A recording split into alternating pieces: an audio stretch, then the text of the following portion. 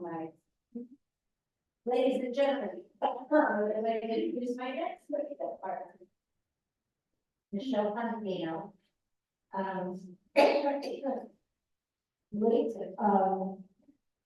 you are. So as we talk about present communication, people. Sure, a lot with that. Okay.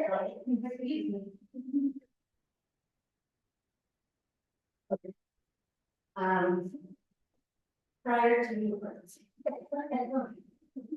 she, sorry.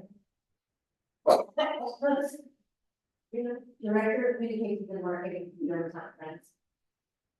Past president and chair of PPRA. Board member of the Legal Movement, and the Guardian Safety Justice Challenge Community Advisory Committee member, as well as a member of the Advocate Arts Council.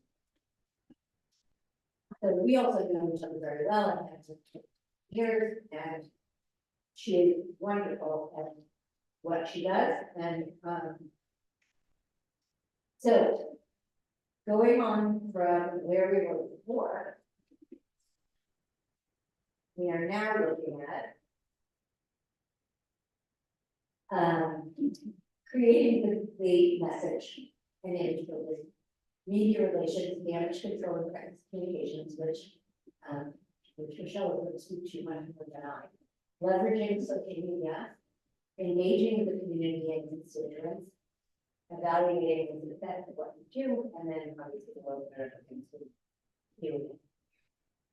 But we're going to start off with brainstorming, because that clearly is a big part of what we do and what we've been talking about before, in terms of being as creative as possible and coming up with many different ideas. And Michelle can talk to you about what they used to do at GFS. And what I can tell you is, I remember for a long time I was involved with CBS Reading and a Put of Affairs program that they created, and I was involved with that with the creation as well, called Lights for the Pure. Every television station usually picks some kind of nonprofit pro bono project to do that they're known for. CBS Reading was also involved for many years with Alex's Lemonade. But in addition to that, Joanne, as a result of, and this is how things often happen, as a result of her personal experience with two sisters who had breast cancer, she created this program at CBS, utilizing the women of CBS 3 and convincing what ultimately became over 100 buildings throughout Philadelphia, which went pink in October for breast cancer awareness.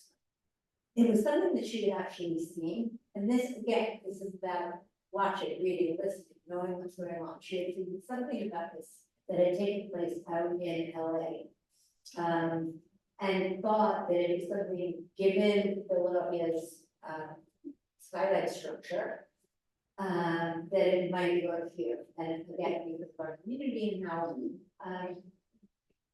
integrated everything is and how involved it is with everybody else, that it really didn't be that hard. Well, it ended up being harder than we thought, but it was a terrifically successful program and impactful program. And one of the things that I remember was we would all get together at the during the summer usually, or in the late spring, because breast cancer awareness month is October, and come up with an idea, how to get new buildings to do this, and how to do it differently, and is there anything that we want to do? One year we get focused on men with breast cancer, because at that point, cases of men with breast cancer was growing. And so one of the parts of working with an organization, either within your own organization or with a media partner, is to sit down and brainstorm, figure out, like talking as much as possible, throwing as many ideas at the table as you can, to ultimately become successful. And Michelle can speak to what she did at GFS with the same kind of situation.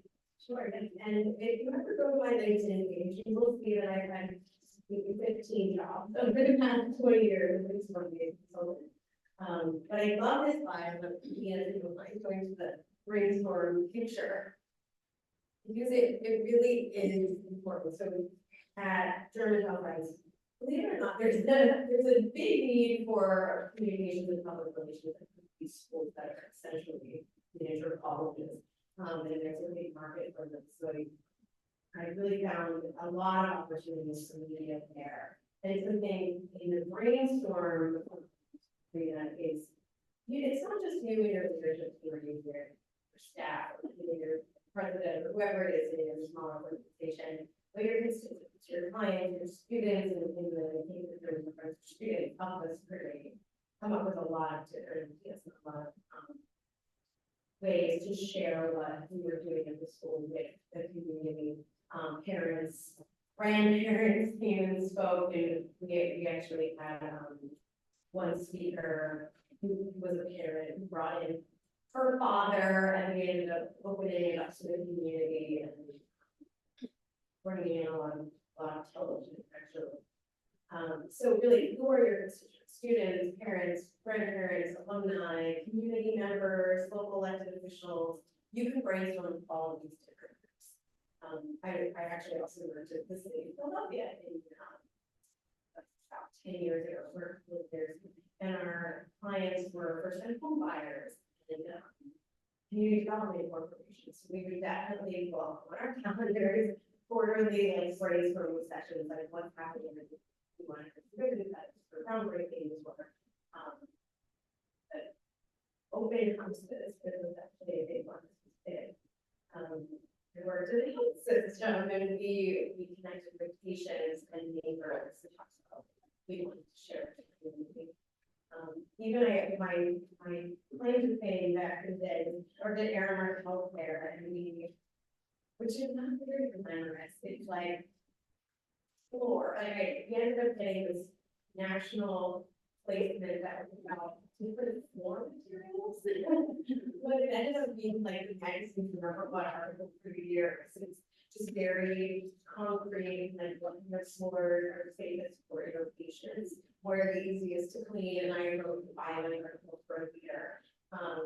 So that was really fun. So just think about it as brainstorming. Who are your different constituents that can help you come up with some interesting ideas? Whenever we help, we were opening a hospital in Newtown Square, and it was a maintenance supervisor who said, "What if we got a horse and buggy to take the president of Bryn Mawr from the main Bryn Mawr headquarters to Newtown Square?" Done. Right. And it got so much press, and it was so crazy, and it was way longer than I ever planned. But that was an idea that didn't come from our marketing or communications office. So just like Nina was saying, be open to ideas, try them, some things have money to go with. It's really like embrace the value of your constituents beyond just the paid staff. Like to say about that. Crafting your method, understanding your own, that's what we were talking about a bit ago. And that's the most important thing, really, I think, of anything else. You've got to know your audience. You've got to know, and that audience could be, again, are they members? Are they government or business leaders? Are they funders? Are they the general public? How do they see themselves? What are the goals of the organization and each individual, perhaps program, initiative, performance, event, whatever it is that you're doing? You've got to have a real clear picture of who they are and what your organization's leadership wants. Because sometimes that's where the most confusion is. What you want, what you see as valuable, or as a great idea, they might not. And so, in terms of trying to be as creative as you possibly can, you've also got to serve an awful lot of masters. It's like the executive director wants one thing, the board of directors wants another thing, the curator wants something else. The artists themselves, or the artistic director, or the performer wants something else, and you've got to sort of take all of those opinions and ideas and form them into something people want to be okay with. Sometimes everything works out and it is beyond your expectations about the success of it, but sometimes, often, you need to take your creativity and understand that you're marrying it to what the realistic goals are. And often as PR people and as communicators, we see it one way and they see it another way. And so you've got to be fiscally responsible. And if it's gonna cost $150 for you to costume or rent a venue or get AV equipment or do whatever it is that you need to do, that's one thing. But if it's gonna cost $3,000, it's something else, and you may not get the ability to do that. So you've got to be able to turn the dial, you've got to be able to pivot, and come up with another alternate solution that is going to hopefully get you almost, if not the same amount of success and coverage as you had started out. So the importance of clear consistent message, how does it help to define your organization? How to develop a compelling story? That's all centered on what that message is. And effective nonprofit messages, elevator pitches, are not all that easy to come up with. I would say, think back to the notes that we took when we were talking before, read everything, listen to everything, bounce it off of your colleagues, and not necessarily only your colleagues within the institution, but your communication for PR colleagues. Utilize things like the Facebook page. People often, our professional colleagues often will post something. Have you ever done such and such? Or if I'm thinking of doing blah blah blah, what do you think? And what do I focus on? Or how do I help with this? Whatever. So your brain sort of has to be in 20 different places at once and thinking about all kinds of different things. But first and foremost, what is the most important message of your organization? And who is that on? Are you trying to bring people in? Are you trying to get more people through the gate? Are you trying to sell tickets? Are you trying to do a fundraiser, a campaign? Is the event like a gala that was the major fundraiser during the year? And then the other thing that I add to that is, let's say you are doing a fundraiser or you're tasked with doing a fundraiser. You also have to think about how times have changed. I know that Sarah has talked about this, and share with certainly I have, that all of a sudden people are really tired of chicken dinners. They're very tired of coming to an event that's going to cost $300 a ticket. And, maybe there will be a little bit of entertainment, or there will be something, some speakers, and whatever. Is that really now, given the world that we're living right now, it's the best way to raise the most amount of benefit out of your organization? And an awful lot of nonprofits are saying that it's not. Maybe it's time to have an evening with one big concert with a couple of big name performers who are willing to perform at either a very reduced rate or for free because they believe in the organization. You know, is it, I can say this honestly, because this is all the stuff that I've been working on, but the little musical life, it's that right now, trying to figure out what we're gonna do. Every year for the past 15 years, they've done, you know, basically the same thing. Well, are they gonna continue to do the same thing because they didn't raise the money that they used to this past year? So now they're starting to think about different ways that they can do that. You know, maybe they have a concert of previous Music Alliance graduates, you know, students who have come out of the Philadelphia School District and are now really well known and really successful. Put them on stage and do that, have hors d'oeuvres, not a sit down dinner, which also saves your position money. So it's that kind of thing. Know what your message is, know who your audience is, but you've got to keep refining and defining that with everybody that you're working with. And sometimes that is great, and sometimes that can take months. And sometimes it causes an awful lot of chaos. But that's part of what we do.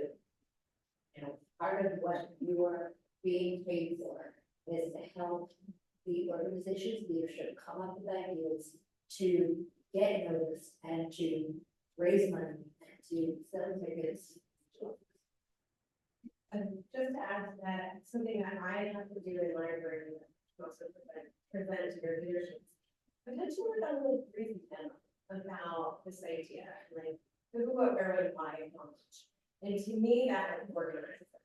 You can say how it connects to your mission, you can say what audiences are engaged. You can say what it's going to cost, and even like spending half an hour, just a little mini business plan, a little manual that either you use as talking points or you can present to your board or your leadership. Just to organize everything. Like if you don't have a Sarah or a Nina to do this for you, you can simply bring it back to the mission and goals. By writing, I have to write it. I needed like an Excel chart of like what I'm doing and why and how long it's going to take. Having it organized might actually help. And you might make this little happy note and be like, oh, that doesn't work. Or like your executive director. Absolutely not, this doesn't make sense, but thanks for presenting it this way. Or you can even bring 3 choices and say, this one costs the most, but it has the most impact, or something like that. So that's my little tip if you are unable to have consultants or you need to do it yourself. You need to really prioritize what needs the most to your organization at this time. And sometimes if they are really reluctant to spend money, which all nonprofits are, sometimes you have to say, you know what, this is worth it. There are times when you have to spend money to make money. There are times when you know that the success is going to be overwhelming to the detractor. And that doesn't happen. But you also have to know which battles are worth fighting. So maybe it's not worth doing something else that you had on your calendar or that you would cut up, but can't do both of these, which one of them are you going to fight? Understanding your audience. Yeah, that is the #1 thing in PR. It's really, again, before you do anything, you just identify the audiences. And there's always more than one. The clients, or the family, or the membership, students, you name it. But definitely get those down on paper, make sure that those are at the center. And some of your PR methods might not be targeting every audience. So just identify what the audience you are, who you're targeting each project. They could overlap. They need to go back to Excel and you would do that and say, like, if there's a fundraiser, who's your target, who's involved. Like you can speak a lot to audience too if you want to chime in. Yeah, and what we chat a little bit. we kind of chatted a little bit about thinking through some of that and, in terms of thinking through what he would say, you know, being all the way up to the audience, your board of directors, your audience, potential funders or existing funders, you know, organizing their general public museum funders, it's like Schultz, and the audience may change, during COVID, audiences changed, like, in fact, the German Conference ended up doing a virtual education series. We ended up targeting homeschool students. So that was something special that happened during COVID. Things like that, like just think about your audience being adapted to time or place events. The museums had that situation also. And the question, you know, why should they do it? What's in it for them? What's in it for them or what's in it for me is one of the main questions that you're going to have to answer virtually all the time. Because if you're doing outreach and you have an audience, then the audience is going to be sitting there thinking to themselves, why can I spend money to go to this, whatever it is, if it's a museum or a gallery or a performance or an exhibition. Why should I spend my hard-earned money and travel, whether it is in a car or an Uber or walking, whatever? What is it? And oftentimes it is a multi-level question because there are different audiences. So that's something that I think that your board is constantly thinking about, and the leadership is constantly thinking about. We've got to answer that question. So, and the media too. When you're trying to get coverage, the first editors, you should think, what's in it for me? Why should I work on this with you? What is it going to get? Is it going to be a story that's going to give them visibility? Is it going to be a story that, okay, it's a breaking news story, it's really big, but then a Pulitzer Prize? Is it, you know, is because that's what they're thinking. So it's not only coming with the elevator pitch about why the story is important, but why should this reporter be the one that tells the story? So it's a hard question to answer. But again, it's how we so clearly in there all the way through about what you do. You know, this stuff is not easy. You're trying to please an awful lot of people, and you're trying to do something and find a sweet spot in the midst of a whole lot of action, a whole lot of noise. So again, the more you know, the more you learn, the more you're aware, better off you're going to be about figuring out what paths this is. Media relations, we very much covered this before. Yes, or no? Do you want us to go over? You know, it's like.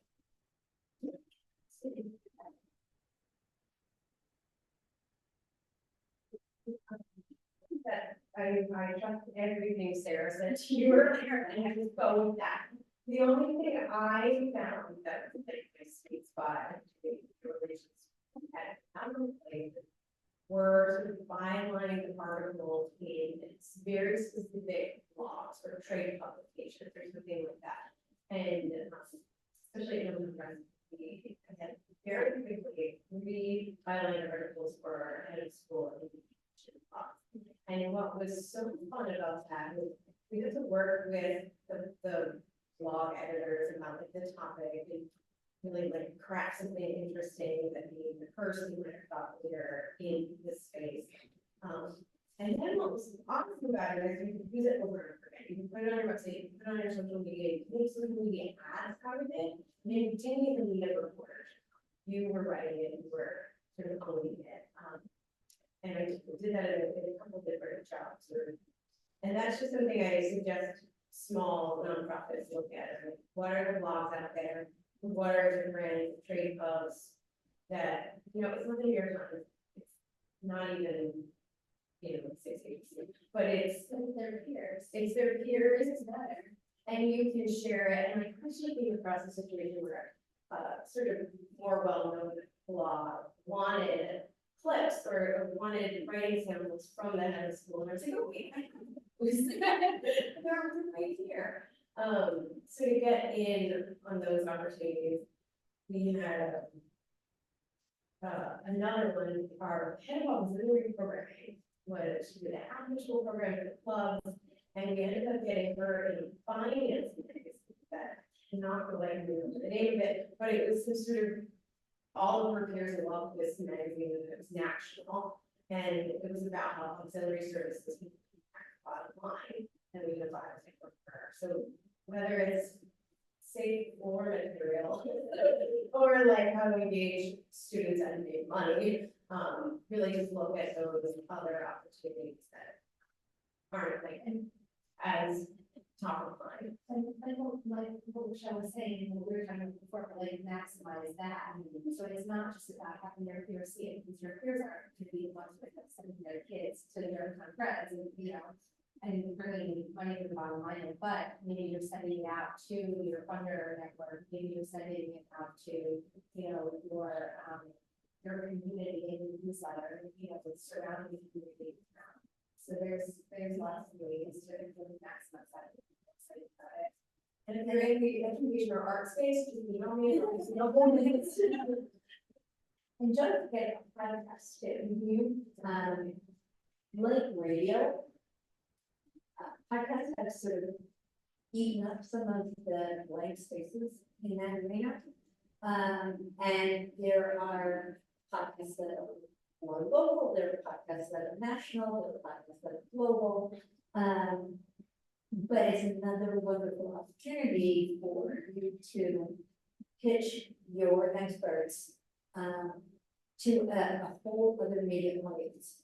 And I would also say, don't forget the possibility of starting a blog and or podcast with your own organization, because sometimes there's information that you could create an interview or, you know, almost a monologue, and put that information on the website so that you can hear it themselves, you know, whatever it is that your experts talking about. And it's also that, you know, it's not something expensive, so you don't have to worry about, certainly not with pitching podcasts, but even in terms of creating. And that would be another one of those really experience things, like if you launched a podcast or your organization, maybe you don't even get a ton of subscribers, but go out to the press and say, we launch this thing, maybe you'll get some coverage, you know, you're not gonna get like a page, but you know, depending on what the topic is, if it's if you're a dance organization, there's dance publications, and again, it's, you know, maybe it's something that can fit into a composite of stories about a specific holiday. You know, every local and even every daily, every publication does some kind of holiday stories around all major holidays. If we're talking about things for kids and families to do, you know, that's something that you can generate something published about as well. Especially if you've got something special that is particularly for young children, particularly for tweens or teens, you know, anything about mental health and wellness right now. If there is a way for you and your story and organization to tie into that, is enormous story. Friends of mine on everybody's consciousness, and so are there things that you can talk about or speak to, or your experts can talk about or speak to about something that's beneficial in terms of mental health to especially young people? because it really is enormous. Okay, sure. Prices, yeah, every job I had has had prices. Starting with 20s, like early 20s, were the my health system, which at the time was like 4 hospitals. But I just think the other situation where we had a similar celebrity staying on campus, like, what are we not going to make sure that their privacy is respected? No matter what, I think any organization, even if it's a one-person organization, we need to have somewhat of a crisis. What if there's a fire? What if somebody unfortunately dies in your campus or your state? What if when your client is an issue or patient or student, you need some sort of mini plan, if not an extensive plan of a consultant. I've also hired crisis communication consultants and then totally redid their plans. Because you have to make it reasonable for your groups. Come up with who are your audience is going to be, say, your faculty, staff, or your staff. Anyone you work with, your board, your constituents, your clients, your community, your elected officials. So list out all the people you would need to talk to in a crisis. And definitely decide who your spokesperson or spokesperson are. In a crisis, you can't go spend a lot of time saying, who's going to talk to the media? Or in the absence of a dedicated spokesperson, somebody's going to speak to them and it's not going to be who you want it to be and it's not going to be how. So definitely decide who your audiences are going to be. And you can, different crises you don't, are not all going to be valid. Definitely who's going to speak. Ideally, there's some sort of media training, media training 101. We've all been involved in interviews. So require ask more questions. And definitely do that if the news is calling you and there's a fire or something.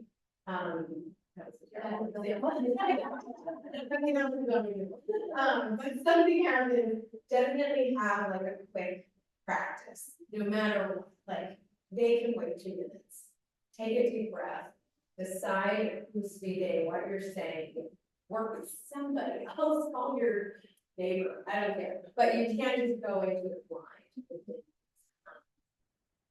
Any sort of media training would be great, like we've all been involved in an organization. Probably once a year they have a crisis communication session. Go to it. Find what are some of the online learning tools? Just literally find a crisis communications session. We're talking about. But have that prepared. It's part of the same thing that you would do with your family. What do you do if there's a fire? At some point, in addition to making sure that the smoke alarms have batteries, you also have to think about who's going to do what and who's going to get the kids out, and who's going to take care of, the dog, and who's going to do whatever. It's just regular crisis planning. You don't have to spend a whole lot of time on it. At least in the beginning, and when you do, if something does come up, then you sit down with your inner circle, and you make such decisions that may or may not be difficult, and go forward. But you need to know, who's going to be the lead speaker and where do you go and what do you do. So I think that most organizations that run into trouble have not done. It's like, no, you don't really like thinking about it, and you don't really want to do it, but it's one of those tasks like writing a living will or anything else that it's really foolish to not be prepared. And I'm trying to say about audiences, like, I think that, from thinking about things as PR, with price of it, but as you've seen, like, all prices are not being in parts of culture, and we recently, the crisis happened because they didn't talk with their staff. They didn't talk with their work, but they should not read that they're not, or something else, even less than that, if they're not happening, they did not learn about it in the newspaper. the other thing about that, so we need to tell the newspaper, or tell our staff at 3 o'clock, please, we know to. But he also comes from the president first. There. No, they But there's different personal situations, so you know, working at a mainline, when there were with celebrity there, doesn't sound like a person, but you have to report with them. Or we had neighbors who were saying if they were getting sick from construction, and like, willing to sit down and decide what we're gonna do about that. The city, whether we had a affordable housing unit that had like security, like a medical or two, you press a button and the ambulance would come, and it didn't work, something like that. So that was the crisis that we really quickly had to bring together the developer, the mayor, all sorts of people to come up with what the statements were, and how we were working through the family, the neighbors, the residents, and also just the communities mourning the loss of something. I worked at briefly, it was a contract role with this nonprofit, and also that's not person, we did small business loans. And we had a lender who ended up, and we had to talk about the process of, what goes into getting a loan, and that it really was quite thorough. Ended up, the goal was to stay out of the field, and we did, because it was such a great to the story. We were joking earlier that GFS would get a crisis, getting the most boring person to speak, and they ended up having. That's not your average, your typical way of dealing with this, but sometimes your job is to keep yourself out of your recording. Absolutely, and there are consultants who do nothing but that. Yes. They're consistently, one of them is my client for many years, and he handled the Exxon Valdez crisis, and he handled Michael Jackson, and he handled a million other people, and his entire goal was to keep them out of it, not get them.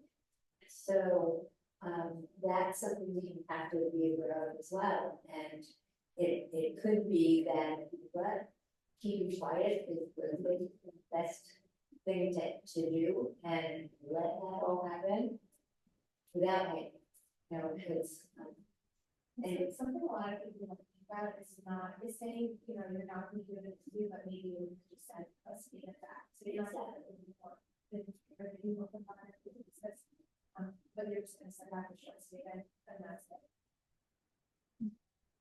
And these were, I'm giving like very vague examples, so I'm not doing sense of clients, but if you do want to talk further about any of this, is any of us. But I think in general, we prepare people, identify what constituents need, what messaging, at what time, if you look the current situation, such a bad thing. Read this part of the newspaper. Something I'm dealing with right now is I'm not even on the staff at my role anymore, but I'm having donors and foundations and partners reach out, even to ask them what they can do. And I feel like in my own ways, my own crisis management of like, I want to keep these relationships strong. I don't want anyone to lose out on opportunities or anything. So it's figuring out what I can say to these different partners. And even like our elected officials at most blindsided, I built these strong relationships with them. So it's following up with them. Just saying thank you for supporting our students and our faculty and staff. Really appreciate it. It's been fabulous working with you and like connecting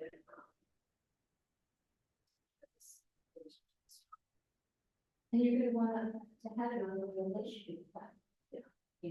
It's one of the other go back to that at some future point and say, hey, it's great you just helped us so much, and now we're doing A, B, C. What do you possible to for you to participate or to make a statement or whatever. So it's complicated, obviously. And And it's something that hopefully you won't have to deal with. But you need to understand what to do to think about that. And the other thing is just stay calm. And again, if you're in the middle of a crisis and it calls for the media, there's nothing wrong with saying, I need to get that to you. Let me check on this, I will get back to you. That actually, yeah, I mean, they immediately, there's a respect there. If you keep it cool and you say, yes, back, you're not gonna. Well, they might still ask you questions. They might check out the side of here. It's true, but definitely reiterate.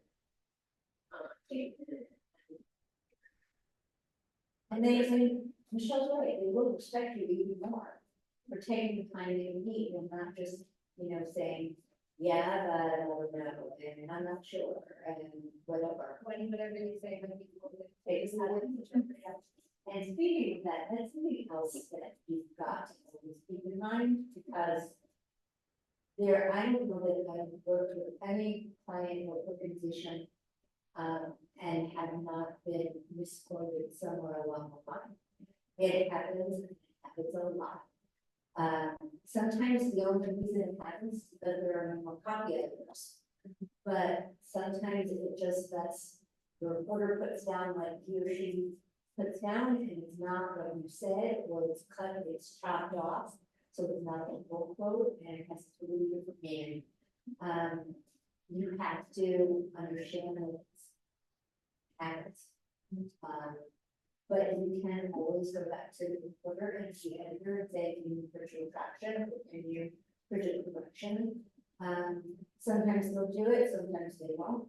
Most pages of record, like if you look at the fire, if it's a fact that they get wrong, they will print it. People may not read it, but they will reprint that and correct it. So that's something else.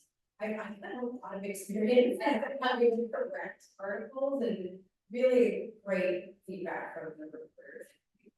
If it's accurate.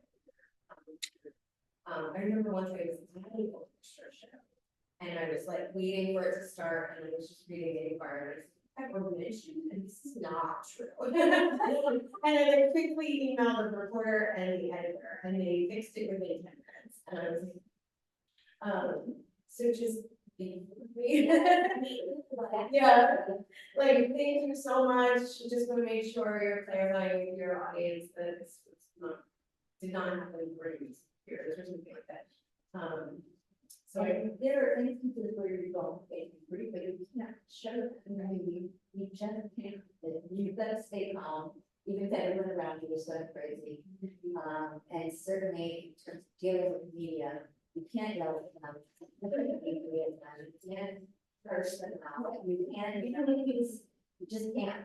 They're here. You're here.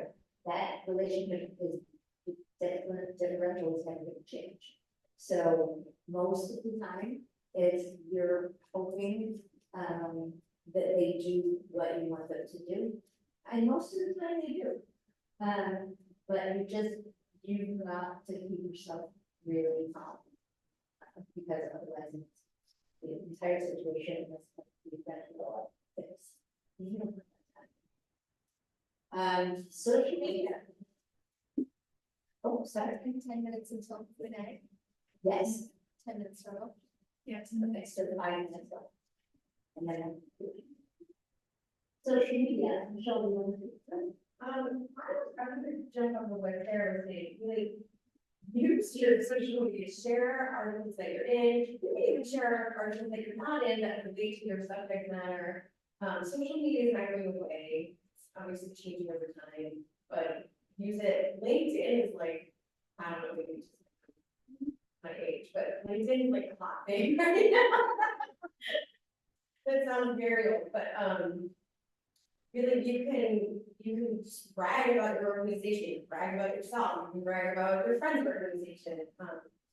And there's just a lot of people on there that have influence for it that are interested in subject matter.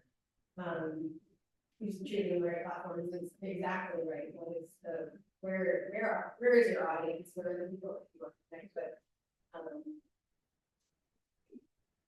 because, yeah, it's free. So you can also invest in social media ads if you want to push something out. I've done a lot of social media ads, more for like enrollment and admissions type of work. And the other thing is, in addition to social media ads, you can go online. For instance, WHYI does banner ads, a lot of them. And their banner ads are connected to their website, so that if you click on it, you will be able to hear an interview, you'll be able to hear the ad. Their pricing is really reasonable. For $3,500, you can get a full lead, full banner ad with all the attendant visibility that goes along with it. Everybody would log on to HYY FM or TV12. And in my experience, it is, again, depending on your audience, it really is a nice value. And there are plenty of other opportunities to do that kind of thing as well. And also in terms of social media, again, it's knowing your audience. LinkedIn is for a certain audience of colleagues, of professional people. Instagram is where you're going to reach, Gen Zers and millennials and everybody else too. Facebook is, if you are targeting anyone under the age of 30, that they won't ever. TikTok, I don't know that any of us really knows where it's going, but that's where you reach out to the younger audience as well. So again, in terms of each platform, you have to know who you talk to. And my pet peeve that with social media is people not tagging organizations or people.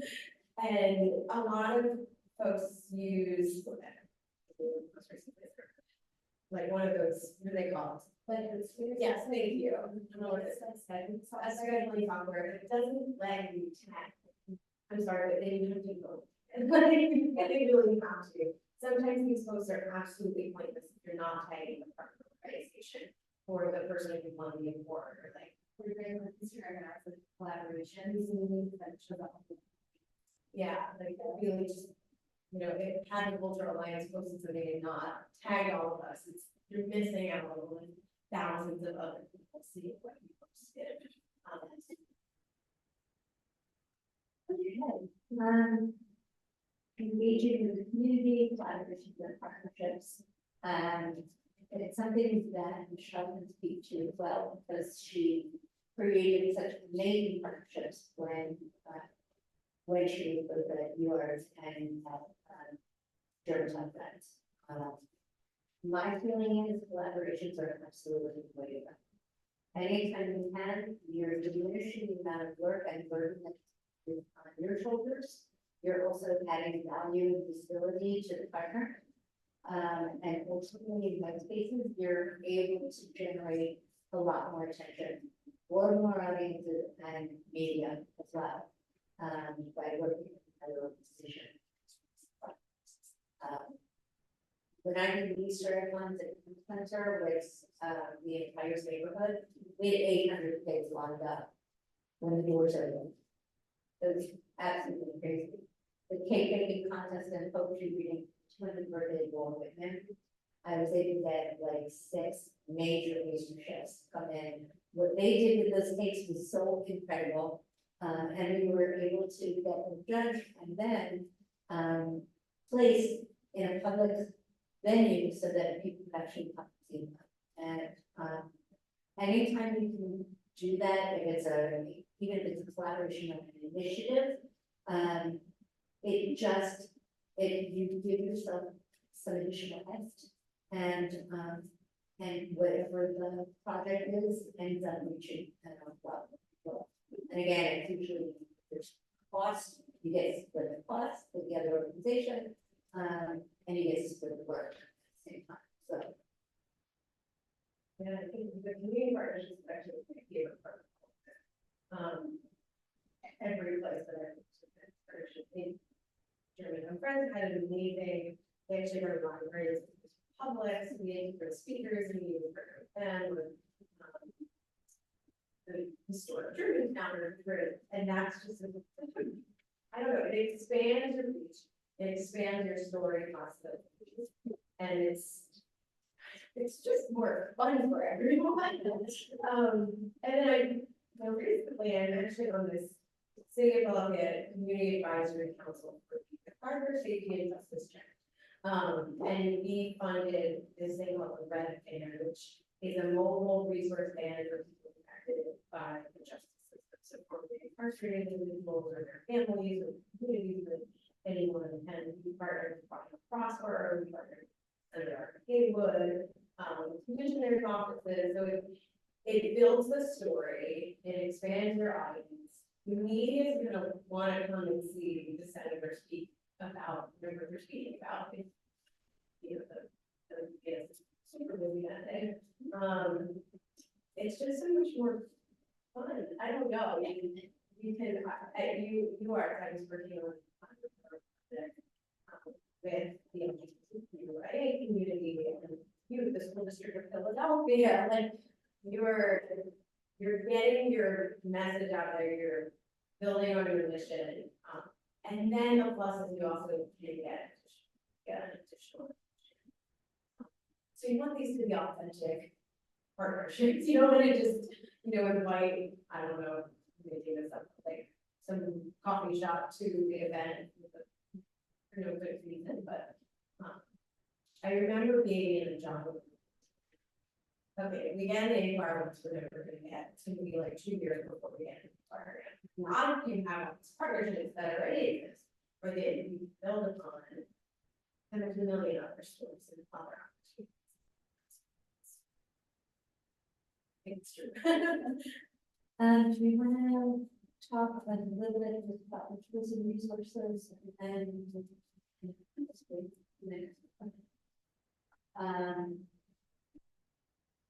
I think that, any tools that you can use to help get the job done is are required. Again, marketing platforms for email, MailChimp or constant contact, database helps, not correct, critical mention, Meltwater, Decision, PR Newswire. Critical mention is like fairly affordable, so she can really share it with other personal organizations. Yeah, it runs on the broadcast clips that you can't find watching the TV, but it happens at recording it on the phone here. DVR, they call it today. Yeah, it's a great resource. It is. It helps, but it's not hard. Yeah, Meltwater is hard. Yeah. And Decision Decision, is strong. I mean,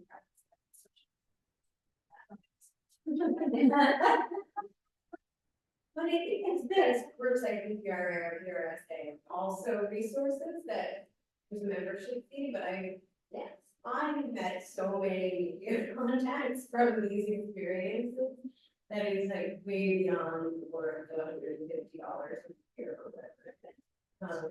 And then you as we are networked from some of these groups, you can really ask your peer. Pitch this for me.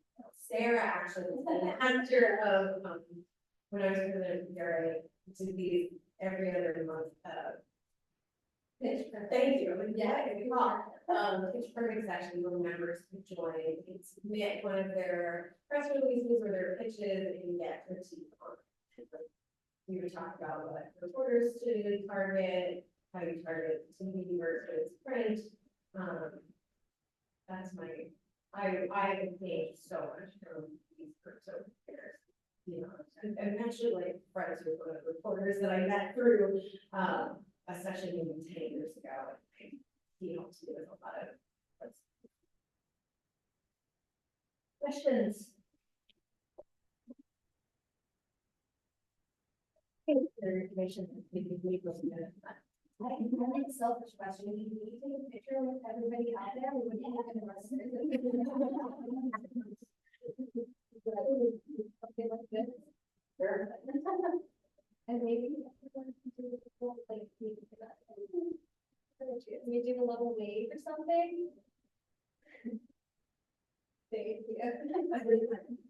We want to thank you guys for your time. It is at time, but we're down to do the Q&A, so if you'd like to stay for the Q&A, please do. But before that, I will need a hand for